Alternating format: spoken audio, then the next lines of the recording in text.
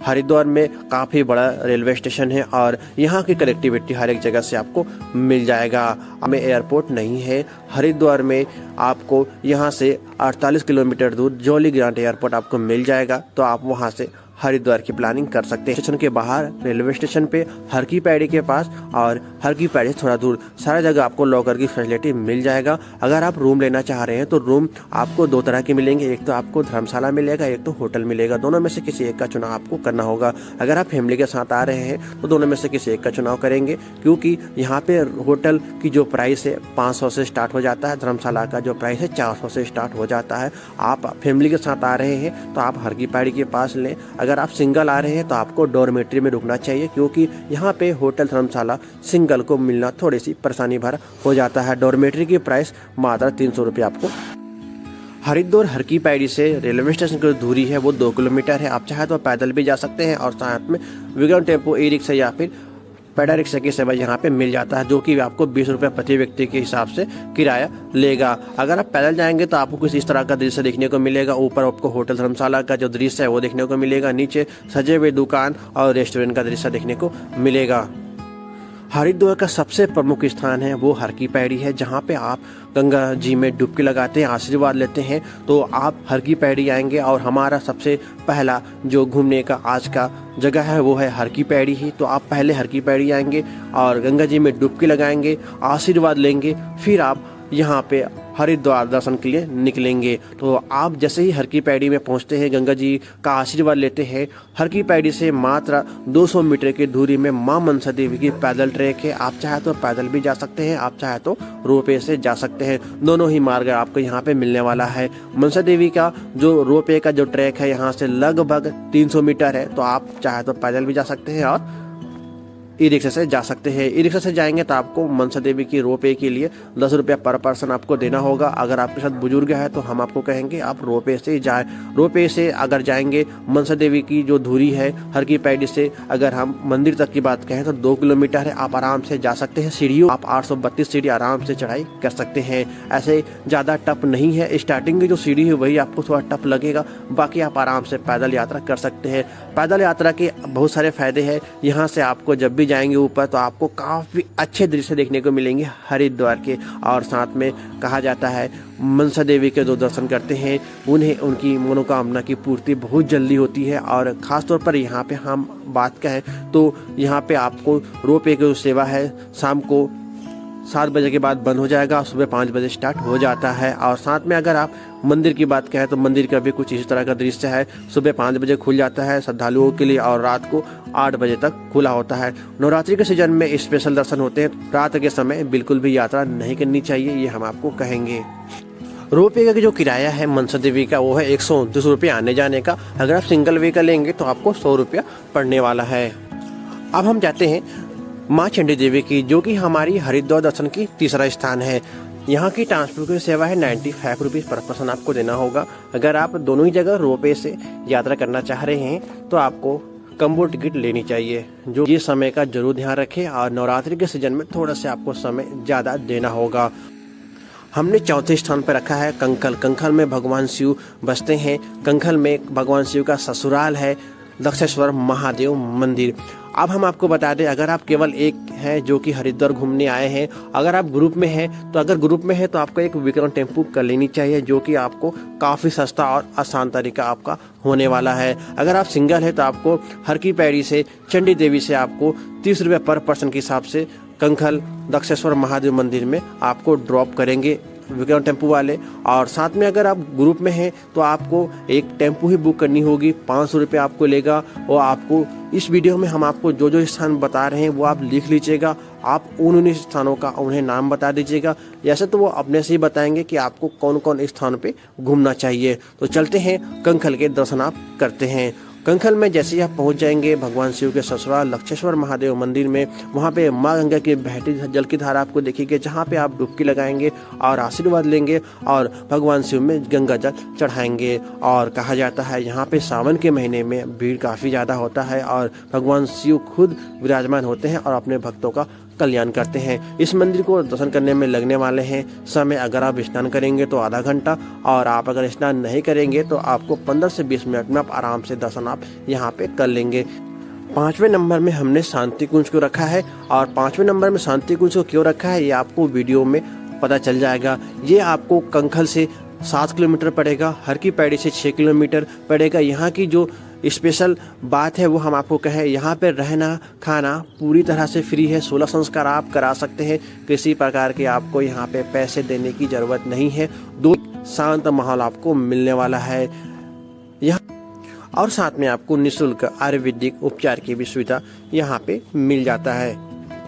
अब हम आपको बता देते हैं, अगर आप सिंगल है तो हर की पैड़ी से यहाँ पे बाय टेम्पू आएंगे तो आपको 30 रुपया पर पर्सन देंगे। अगर आप आएंगे कंखल से तो आपको 40 से 50 रुपये पर पर्सन आपको यहाँ पे आने के लिए देने होंगे। लगने वाले टाइम की बात कहें तो आपको 2 घंटे यहाँ पे लगेगा, क्योंकि काफ़ी बड़ा एरिया है, घूमने में इतना समय जरूर आपको यहाँ पे देना होगा। शांति कुंज गायत्री परिवार का मुख्यालय भी है, और यहाँ पे भजन कीर्तन और साथ में यज्ञ की भी सुविधा यहाँ पे होता है। अखंड दीप के भी आप दर्शन यहाँ पे करेंगे। ये है माँ गायत्री के आप दर्शन कर रहे हैं। यहाँ पे 16 संस्कार, जैसे कि हमने आपको बताया, गर्भधारण से मृत्यु तक के संस्कार यहाँ पे किए जाते हैं। 6वें नंबर में हमने सप्तऋषि सरोवर मार्ग में पड़ने वाले मंदिरों का नाम रखा है। काफी सारे मंदिर इस मार्ग में पड़ेंगे। अब हम वापस आ रहे हैं हर की पैड़ी की ओर। इसी कारण हमने शांति कुंज को, जो कि सबसे ज्यादा दूर है, उसे हमने सबसे लास्ट रखा था 5वें नंबर में। तो चलते हैं सप्तऋषि सरोवर में। जैसे इस मार्ग में आप एंट्री करेंगे तो आपको सबसे पहले माँ वैष्णो देवी की गुफा के दर्शन आपको होंगे। यहाँ पे आपको 10 रुपया एंट्री शुल्क देना होगा। आप आराम से आधे घंटे के समय में काफ़ी अच्छे दर्शन आप यहाँ पे कर पाएंगे। उसके बाद जैसे ही आप आगे बढ़ेंगे तो आपको हनुमान जी के मंदिर, श्री राम मंदिर और 7 मंजिला भारत माता मंदिर के भव्य दर्शन आपको होने वाले हैं। 7वें नंबर में हमने भारत माता मंदिर को रखा है। भव्य दृश्य आपको जरूर अपनी ओर आकर्षित करेगी, क्योंकि यहाँ पे हर एक फ्लोर में हर एक आपको अलग अलग देवी देवताओं के दर्शन आपको होंगे। सबसे ऊपर भगवान शिव विराजमान है, और सबसे नीचे माँ भारत माता आपको दर्शन करने को मिलेगा। यहाँ पे जाते वक्त आपको लिफ्ट की सुविधा भी मिल जाएगा, जो कि 5 रुपया पर पर्सन आपको देने होंगे, और आते वक्त आपको केवल पैदल ही आना होगा। बुजुर्गों को हम कहेंगे आप ऊपर ना जाएं, क्योंकि उतरते वक्त आपको कठिनाई का सामना करना पड़ सकता है। 8वें नंबर के स्थान पे अद्भुत मंदिर है। नाम से ही आपको समझ में आया हुआ, यहाँ पे कुछ न कुछ अद्भुत जरूर होगा। आप भारत माता मंदिर से 4 किलोमीटर आपको फिर से आगे की ओर जाना होगा। भारत माता मंदिर से 20 रुपया प्रति व्यक्ति के हिसाब से आप यहाँ पे पहुँच सकते हैं। ई रिक्शा आपको 20 रुपया लेगा, और यहाँ पे जैसे पहुँचेंगे तो आपको काफ़ी सुंदर दृश्य देखने को मिलेंगे। यहाँ पे तुलसी के काफ़ी सारे आपको पौधे देखने को मिलेंगे, और अभी हम आपको अंदर लेके जाते हैं। अंदर जैसे पहुँचेंगे तो आपको यहाँ पे काफ़ी सारे रत्न दिखाई देंगे, जो कि आप अंगूठी में पहनते हैं। यहाँ पे दुर्लभ मोतियों के दर्शन आपको होंगे, जो कि ज्वालामुखी से निकले हुए हैं, समुद्र से निकले हुए हैं। ऐसे यहाँ पे पूरे आपको दृश्य देखने को मिलेंगे। एक बार जरूर जाए अगर आप मोतियों पे विश्वास रखते हैं, मोतियों पे आस्था रखते हैं। 9वें नंबर में हमने रखा है शीश महल को, जहाँ पे आपको कांच से बने हुए दीवार, कांच से बने हुए देवी देवताओं की मूर्ति आपको देखने को मिलने वाले हैं। याद रहे हम हर की पैड़ी की ओर वापस अभी आ रहे हैं। सप्तऋषि सरोवर से शीश महल आने के लिए आपको 10 रुपया पर पर्सन देने होंगे। अभी हम जितने भी मंदिर आपको बता रहे हैं ये 500 मीटर के आसपास की ही रेंज में ही है। आप चाहे तो पैदल भी यात्रा कर सकते हैं। अगला है हमारा हरिद्वार दर्शन का। भीम जी की मूर्ति देख, गुप्त गंगा के दर्शन आपको होंगे। कहा जाता है जब 5 पांडव स्वर्ग के मार्ग की ओर जा रहे थे तो यहाँ पे रुके थे और तपस्या किए थे।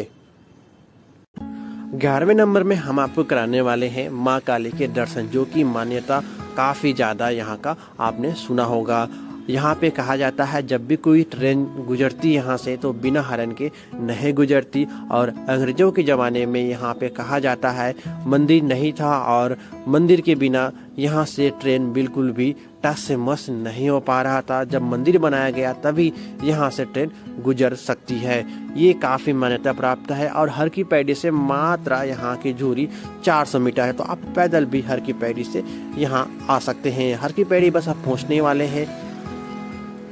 अभी जो हम मार्केट देख रहे हैं ये है भीमगोड़ा का मार्केट। भीमगोड़ा के मार्केट में भी आपको खाने पीने रहने के अच्छे ऑप्शन मिल जाते हैं, जैसे कि अपर और मार्केट और मोती बाजार में मिलते हैं। यहाँ पे एक प्लस पॉइंट होता है कि जितने भी होटल धर्मशाला आपको मिलेंगे सारे में आपको पार्किंग की सुविधा भी मिल जाता है। ऐसे हमने 12वें स्थान पे रखा है माँ गंगा की संध्या आरती का दृश्य। देख रहे हैं संध्या आरती के लिए श्रद्धालुओं की संख्या काफ़ी ज़्यादा होती है। और आप अगर हरिद्वार आते हैं और आरती के दर्शन नहीं करते हैं तो आपकी यात्रा अधूरी मानी जाती है।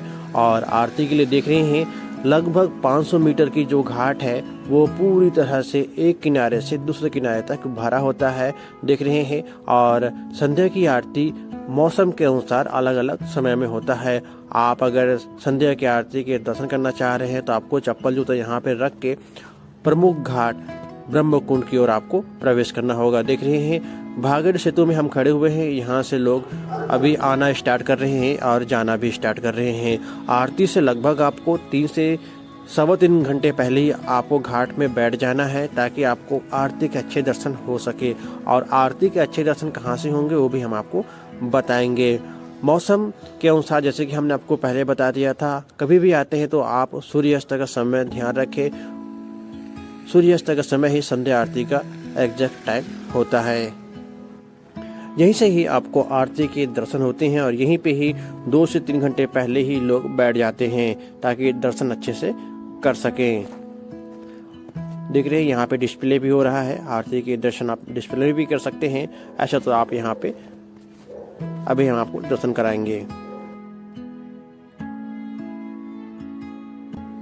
गंगा जी की आरती समापन के बाद आप यहाँ पे 2 प्रमुख मार्केट आपको मिलेंगे। एक तो मोती बाजार मार्केट, दूसरा है अपर मार्केट।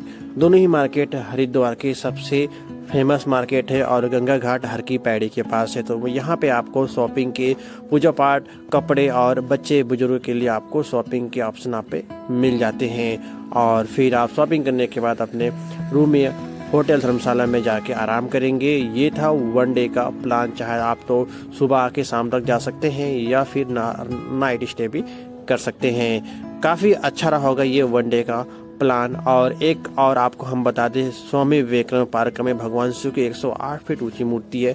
आप चाहे तो वहाँ पे भी जा सकते हैं, पूजा पाठ कर सकते हैं और फोटोग्राफी कर सकते हैं। अगर आप फ्री यहाँ पे स्टे करते हैं तो आपको 500 में हरिद्वार भ्रमण हो जाएगा, जो कि ट्रांसपोर्ट का लगने वाला है। अगर आप होटल धर्मशाला में रुकते हैं तो आपको 500 रुपये होटल का, 500 रुपये ट्रांसपोर्ट का और 500 रुपया खाने पीने का। तो आपको लगभग 1500 से 2000 में पूरे हरिद्वार आप आराम से भ्रमण कर सकते हैं।